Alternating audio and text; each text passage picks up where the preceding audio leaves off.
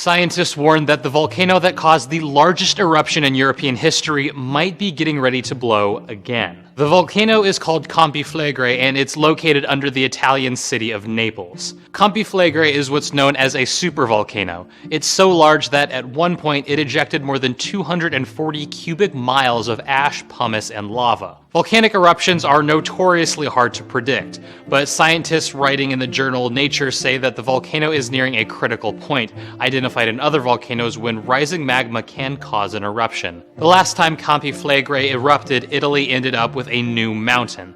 That was all the way back in 1538, and it was a relatively small eruption, and an even earlier eruption was so large it might have killed off the Neanderthals. Despite warnings that the volcano could be about to erupt, scientists also made it clear that they couldn't say when or even if it would actually go off. Tuesday, after a volcano erupted in the Aleutian Islands that reportedly sent ash thousands of feet into the air, the Alaska Volcano Observatory issued its highest alert level for aviation. The Bogoslov volcano on Bogoslov Island, which is part of the Aleutian Islands, briefly erupted about 4 p.m. Alaska time. Pilots told the observatory that a cloud of volcanic ash rose to 34,000 feet. At about 6 p.m., reports said that the cloud had mostly dissipated and did not pose air quality problems for local communities. Later, the alert level was downgraded because activity had subsided.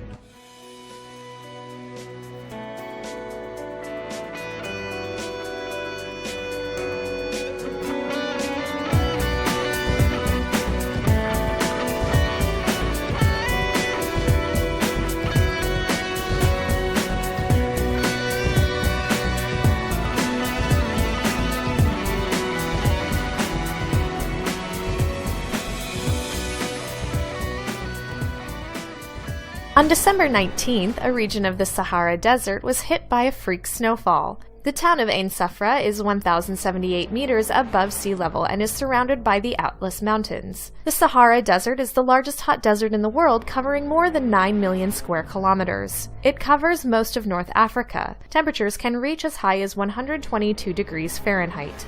What are these guys doing outside in the cold with a big hole in the ice down in Antarctica? They're not ice fishing. They are saying hello very quickly to that little, what is it, a sea lion or a seal? I can't really tell, but he looks pretty excited to stick his head out of the hole there momentarily. These guys are studying how climate change is affecting the world under the sea, and so they are putting a camera down in that hole, and they see this entire ecosystem. The other thing you really notice about this video that I think is really interesting is that you notice the water's not moving very much. Now, there are some currents down under the ice, but, you know, generally the water would be moving a lot more than this if you just go down under the ocean straight up rather than under the ice. So that's pretty cool. But look at all that color down there. You've got these huge ecosystems. Starfish, sponges, algae, worms, all that kind of stuff. Something you don't think about every day when you think about Antarctica is what's underneath it, and it looks pretty cool. In the wake of the Christmas market attack in Berlin and the recent slaughter of Egyptian Christians as they worshipped in Cairo, Christians around the world are bracing themselves for more possible attacks this Christmas. In Pakistan, Christians are a tiny minority in the Muslim-dominated country. This will be the first Christmas the Amants will spend without the youngest member of their family. 16-year-old Wasib was an athlete who enjoyed playing cricket. He loved studying math and English and planned to eventually earn a PhD in engineering. Last spring, Wasib was killed in a terrorist bomb attack against Pakistani Christians celebrating Easter in a popular city park. I loved my son. He didn't do anything against anyone. They killed him because they knew he was a Christian, but we forgive them in the love of Christ. The Amant family was not alone. 75 people were killed and hundreds injured when the Islamic extremists detonated a suicide vest packed with explosives.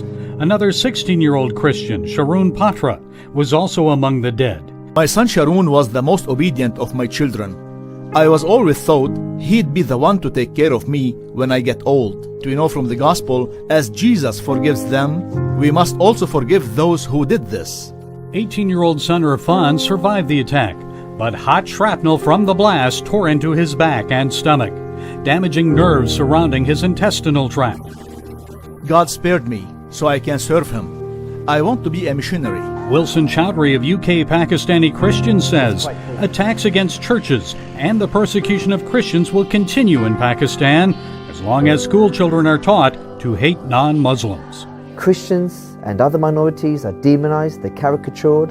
In the case of Christians, they're often labeled as spies of the West, and this is in the national curriculum. Well, Germany is offering over $100,000 in rewards for information that leads to the man they suspect carried out the Berlin attack. This is the Tunisian man wanted over the Christmas market attack. Anas Amri arrived in Germany last year, but 5 months ago his asylum application was rejected. Authorities admit that before the attack he had been flagged as a possible terror threat and had been in contact with a Daesh recruiting group in the country's north. Security agencies exchanged information about this person with the Joint Counter-Terrorism Center in November. He was being investigated on suspicion of preparing a seditious act of violence. With the attacker still on the loose, security was tightened across the country. Police were left on the back foot after admitting that the first suspect they arrested was the wrong man. Christmas markets across Berlin reopened on Wednesday. This is Gendarmenmarkt, one of the most famous in Germany. Storeholders and shoppers alike determined to defy the threat of terrorism. Christmas markets are a German tradition, and I think it's very important that we stay to our routine and do what we usually want to do. Keeping up the tradition of Christmas markets after such an attack is a show of solidarity. But will the German people show as much support for their Chancellor? This attack puts increasing pressure on Angela Merkel and her open border migrant policy. And with an election just next year, it comes at a pivotal point in her political career. The German cabinet has passed a bill allowing more video surveillance in public places. The new legislation was agreed in principle last month before Monday's fatal truck attack. The draft law would loosen data protection restrictions for video surveillance on streets and in public places such as malls and parks. The cabinet also agreed to allow federal officers to wear body cams to increase security across the country. While Europe is reeling from what appears to be a terrorist attack carried out by a refugee, here at home, President Obama is doubling down on his efforts to offer asylum to migrants. According to brand new statistics, the president is drastically increasing the flow of refugees into the United States, with total resettlements up 77% over the same period last year, including a whopping 390% increase in the number of Syrian refugees entering the country. As a manhunt spreads across Europe tonight, President-elect Trump says that the Berlin Christmas market attack proves that he is right about cracking down on Muslim immigration to America. President-elect Donald Trump emerged from his Mar-a-Lago club to briefly address this week's terror attack in Berlin, his first public comment since a truck plowed into a Christmas market, killing 12. That's an attack on humanity. That's what it is. It's an attack on humanity.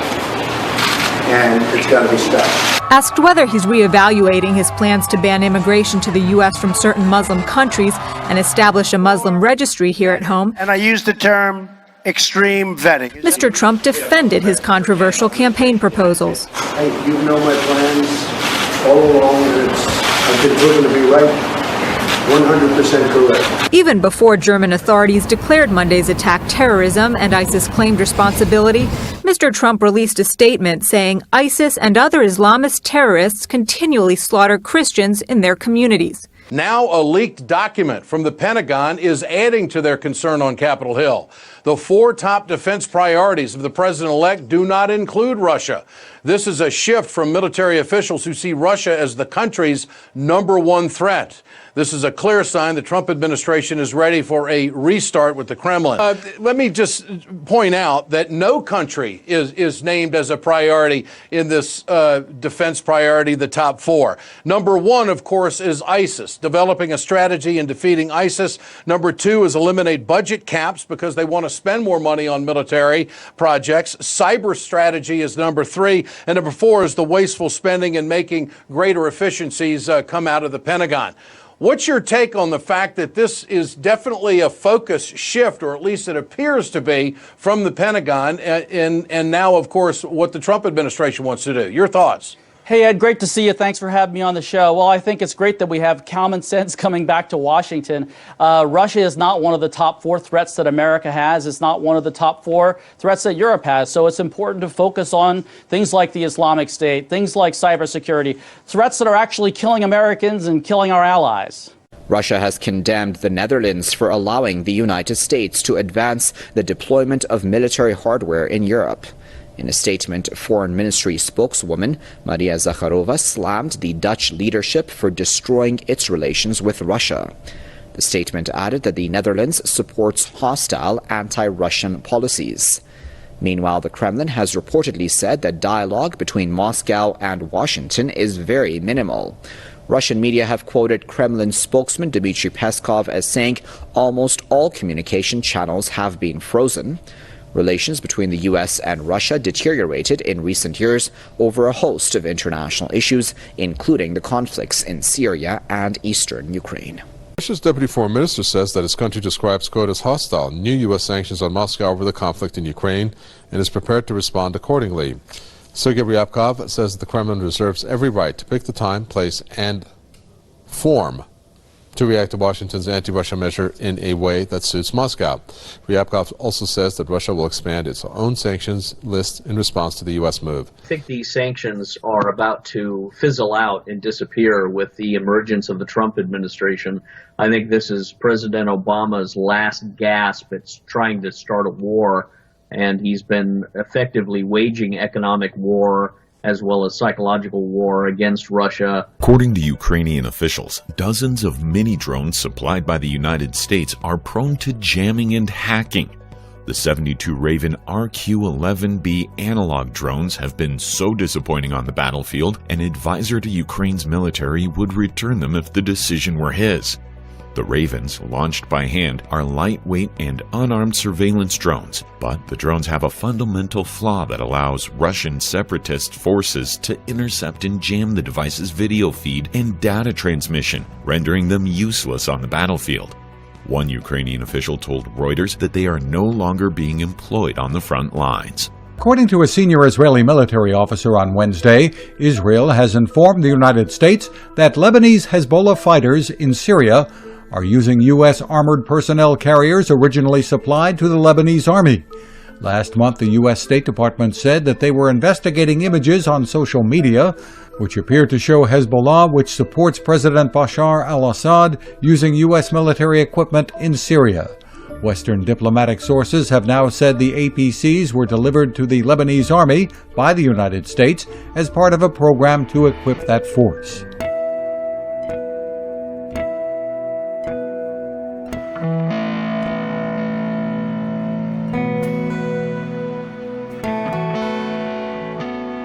Further north, near the city of Al-Bab, the Turkish military says 14 soldiers have been killed and 33 others wounded in fierce clashes with Daesh militants. The Turkish-backed Free Syrian Army entered the terror group's stronghold for the first time since the operation started. Now, the Operation Euphrates Shield forces, these Turkey-backed forces, have been moving slowly against Daesh over recent months. They took Jarablus and Dabiq earlier in the conflict, but Al-Bab has been particularly hard to take. Daesh are much more heavily dug in Al-Bab, and it's proven more difficult. But this potentially could be the end game in this town.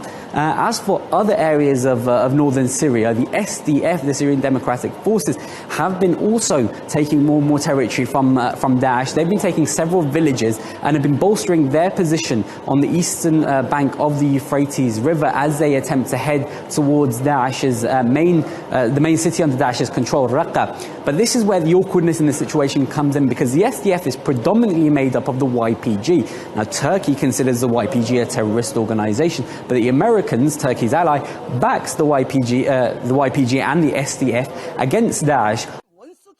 Train as if you're at war and always be ready to fire. That's the gist of North Korean leader Kim Jong-un's orders to his troops at a recent rocket-firing contest.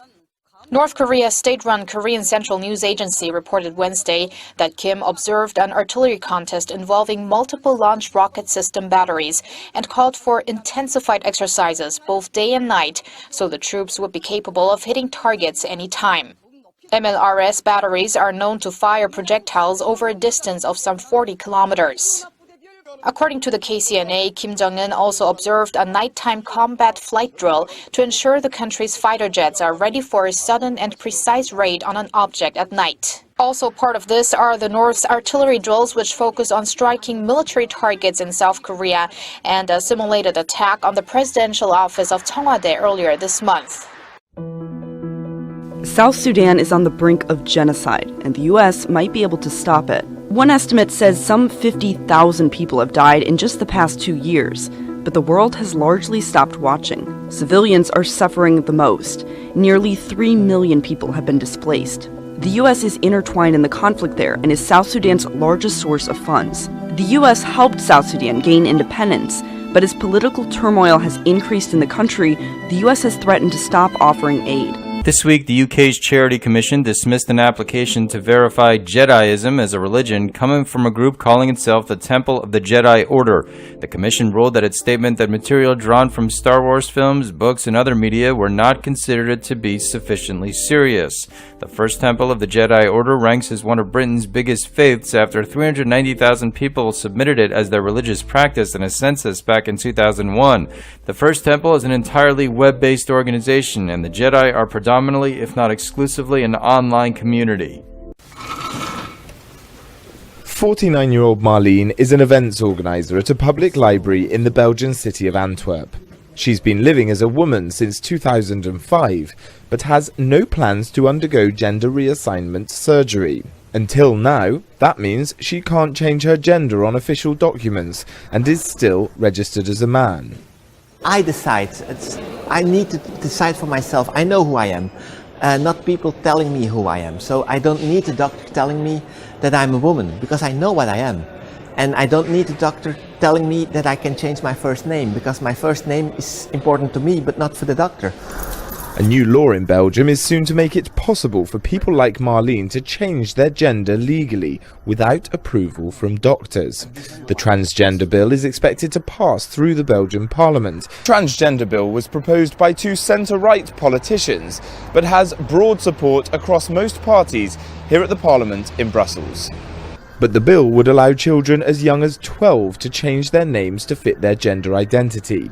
Far-right groups say that's going too far. It's completely crazy. It's not logical. It doesn't make sense. If you're still male, you put on your passport you're female. There should be an operation before it. It's common sense, common logic. Republicans want to pass the First Amendment Defense Act, FADA, which will likely succeed because of a Republican-controlled House and the backing of President-elect Donald Trump.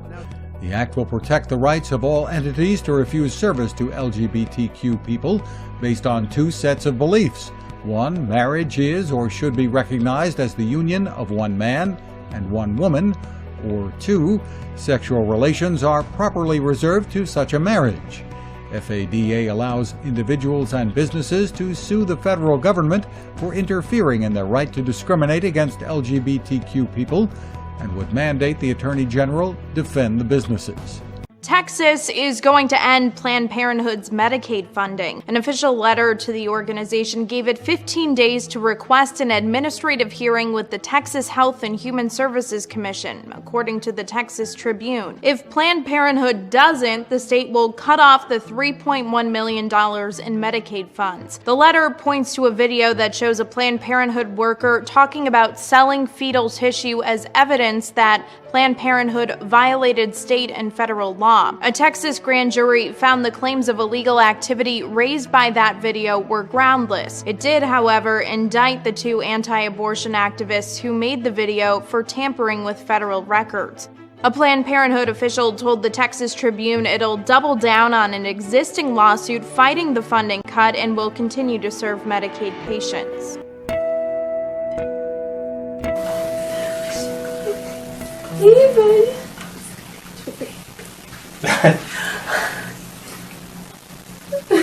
You can hear us, huh? You can hear us. We love that. We're so excited. There's my big buddy. There's my big buddy. Sweet baby.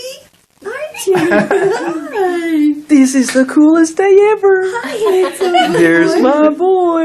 Hey, Bubba. Well, a young student gets a roadside lesson in driver safety and a lesson in looking sharp. It seems Trevor Kenny was speeding in Wisconsin looking for a friend to help him tie his necktie before a big class presentation. A police officer pulled him over and then showed him how to tie the perfect knot. He knows how to tie ties, and I honestly don't know how to. Where's your tie? Right here.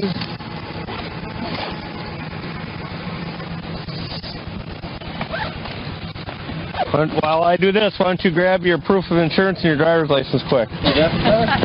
I mean, that's really nice, right?